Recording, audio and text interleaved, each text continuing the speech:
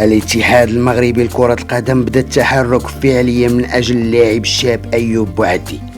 آخر الأخبار أنه كاين تواصل بين الاتحاد المغربي واللاعب والعائلة ديالو لإقناعه بتمثيل المنتخب المغربي، خصوصا أن المدرب والد الركراكي معجب كثيرا باللاعب.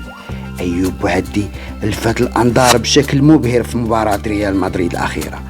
تخيل أنه في مباراة دوري الأبطال وأمام ملك المسابقة لعب 44 تمريرة، 43 تمريرة منهم كانت صحيحة بنسبة نجاح 98%، رقم توصل لي غير أباطرة خط الوسط. والأكيد أنه غادي يكون مكسب كبير للمنتخب المغربي، ولكن إقناع اللاعب لن يكون سهل، وغادي يكون صراع مع الاتحاد الفرنسي اللي بدوره كيطمع في اللاعب. لكن الاتحاد المغربي كيلعب بورقة أسامة الصحراوي زميل أيوب بوعدي في فريق ليل، اللي قدر الاتحاد المغربي يهزم الاتحاد النرويجي ويقنعوا بتمثيل المغرب. الاتحاد المغربي كيطمع أن أسامة غادي يكون ورقة إقناع لأيوب بوعدي لكي يوافق هو الآخر في تمثيل المنتخب المغرب. أيوب بوعدي عنده 17 سنة ولعب مع ليل 7 ديال المباريات منذ بداية الموسم، 5 في الدوري الفرنسي وجوج في الشامبيونز ليغ.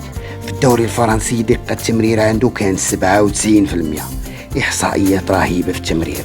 غادي يكون عندنا كروس أو تشافي في المنتخب. دقة الكرة الطويلة 100%، ونسبة التدخلات عنده 1.4 في كل مباراة، وكيسترجع الكرة بنسبة مرة واحدة في المباراة، ونسبة التفوق في الثنائيات 62%.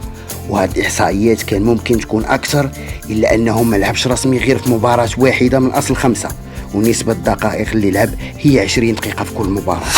ولو أنه بعد الأداء الرهيب في مباراة ريال مدريد أظن أنه إلا ما ضمنش الرسمية بحكم صغر السن ديالو، إلا أنه ضمن المشاركة بشكل أكبر بكثير. على العموم نتمناه يكون أيوب جزء من مجموعة المنتخب المغربي، لأنه أكيد بشكل كبير غادي يكون مكسب كبير للمنتخب الوطني. كان معكم عصام الهلالي، وكيف العادة إلا كنتي كتشاهدنا من اليوتيوب نتمنى تدعمني بلايك وبالاشتراك، أما إلا كنتي كتشاهدنا من الفيسبوك فمتابعة باش تشوف فيديوهات قادمة. والسلام عليكم ورحمة الله.